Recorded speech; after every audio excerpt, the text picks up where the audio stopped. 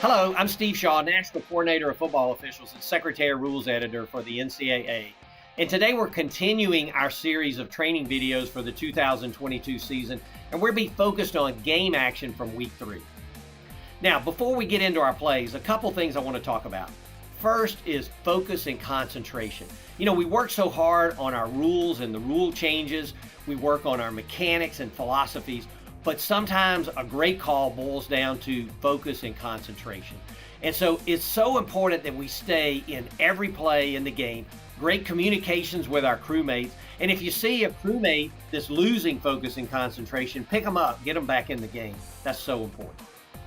Now, an update on a couple of our statistics. Targeting, our most important player safety rule. We have enforced in FBS 49 targeting fouls so far this year. And that averages to 1 targeting foul in every 5 games. And that's very consistent with where we ended up last year. But we cannot let up on targeting. Stay focused there. The other is replay. We are averaging 2 stops per game. And in 250 games in FBS, we've had 245 overturns. So we're right at 1 overturn per game. So let's keep our focus and concentration in the replay booth as well. So with that, let's get on into our plays.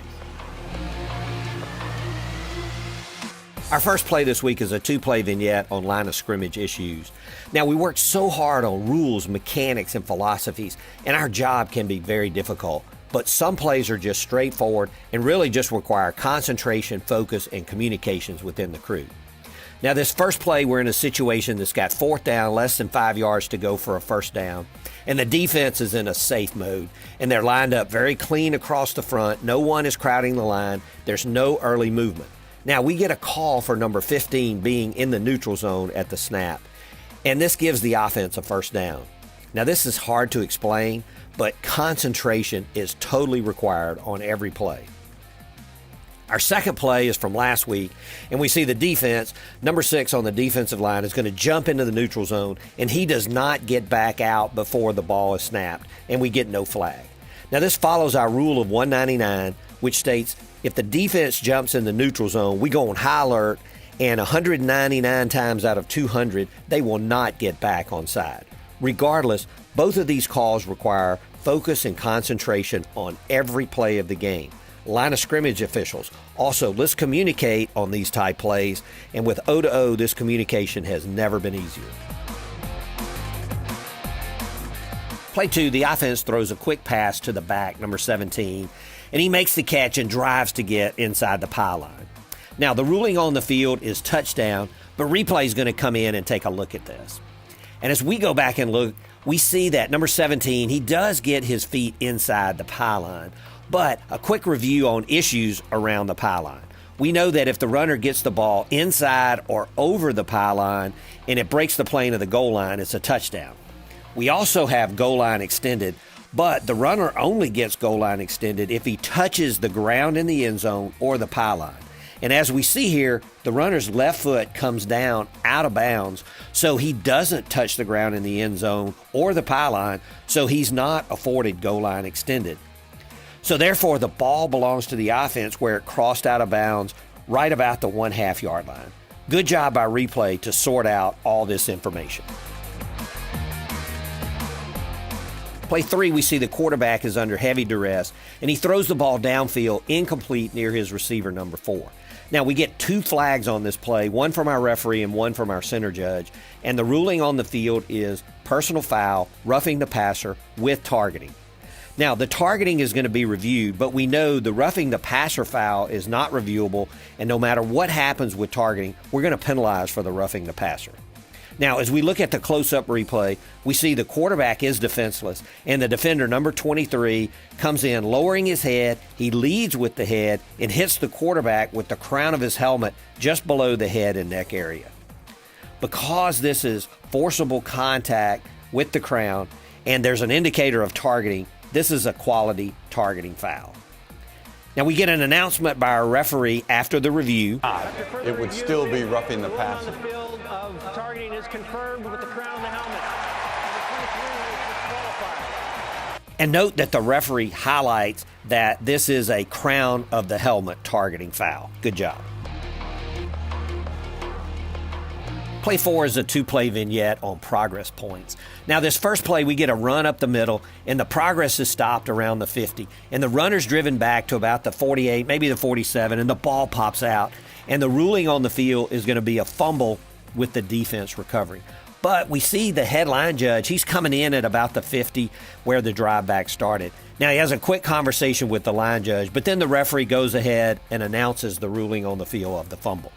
Now, replay is going to come in on this, and they're evaluating action back at about the 48-yard line if the ball came out or if the elbow was down before the ball came out. Now, the end zone view was good, but the upright really blocks what we need to see. So eventually, we let this play stand as a fumble recovered by the defense. Now, play 2 is very similar. The runner drives forward and is stopped at about the 42 and driven back to about the 40, and the ball comes out and the defense recovers it. But we spot the ball up at the 42-yard line. And all looks good, but replay is going to come in with a late stop, and they're going to take a look, and they're evaluating if the ball came out before the runner was down back at about the 40-yard line. It's tough to tell. There's nothing indisputable here. So we let the play stand, but we spot the ball back up at the 42-yard line. So field officials, let's do a good job of killing the play when we have a clear and obvious drive back. We want you as a field official to feel confident in killing the play. And we know that replay, even if we announce progress on the field, if the ball is coming out before the progress point, it can still be reviewed. So let's continue to work on these drive backs. Play 5, the offense is at the line, and the play clock is off, and the game clock is counting towards 0. Now, they get the snap off, the quarterback rolls out, he's hit as he throws, and the ball is intercepted by the defender. Now, from the bug clock, it's obvious that it goes to 0 before the snap of the ball. So first, on field, back judge, deeps, let's be alert to this, and let's shut this play down if the clock goes to 0 before the snap. Now, we know if replay gets involved, we would use the actual superimposed game clock, not the bug clock. But TV comes back from their commercial break, and they show the actual game clock superimposed, and it does clearly go to 0 before the snap. So replay and competitive effect must always be considered, but this is a play we would want to shut down and make the quarter over. Play 6, we're 2nd and 10, and the offense is going to fake to back number 10, and then he's going to run a wheel route down the boundary, and the pass is ultimately going to be incomplete. Now, we get a flag from our side judge for offensive pass interference on receiver number 6, who comes back in from the top of the formation. Now, as we look at the replay, this is the side judge's key all the way. The receiver flashes back toward the middle, and then he's going to block the defensive back who's coming up to cover number 10.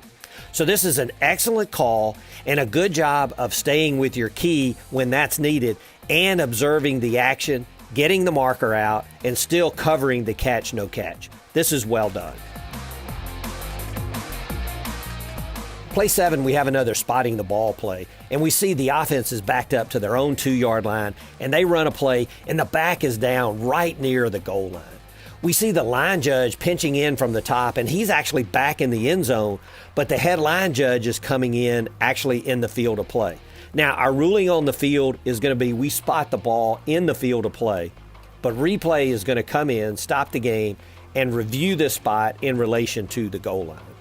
Now, we get a great reverse angle from the line judge's point of view, and it shows that the runner's left elbow is down and the ball is still clearly in the end zone. Remember, the entire ball must be out to avoid a safety. So replay overturns this and creates a safety. I think the line judge had the spot, and based on where he came in on the play, he clearly had the best view, but it's a good job of replay to overturn this and create the safety. Our last play this week falls into the category when you think you've seen it all, our game will surprise you. So we get a quick pass out into the flat. The receiver heads upfield. The ball pops free near the boundary. It's a fumble. The ball is close to the boundary, and then defender number 25 comes from out of bounds, reestablishes, and recovers the ball and the line to gain ground marker as well. So what's the ruling here? So a couple of observations. It's clearly a fumble. The ball is close to being out of bounds, and then it's hit by this line to gain ground marker, knocks it further inbounds, and then defender number 25 reestablishes and recovers the ball and is down. Now, what does the rule say? The rule states that if a live ball not in player possession touches anything inbounds other than a player, a player's equipment, an official's equipment, or the ground, it is dead and inadvertent whistle rules apply. Now, it may feel like common sense just to give the ball to the defender who recovered it, but let's talk about this. Would the ball have stayed in bounds without this contact? I think so, but it's very close. But number two, would the defender have been able to reestablish in bounds before touching the ball? It's hard to know. The defender would have had to either straddle or jump over the ball.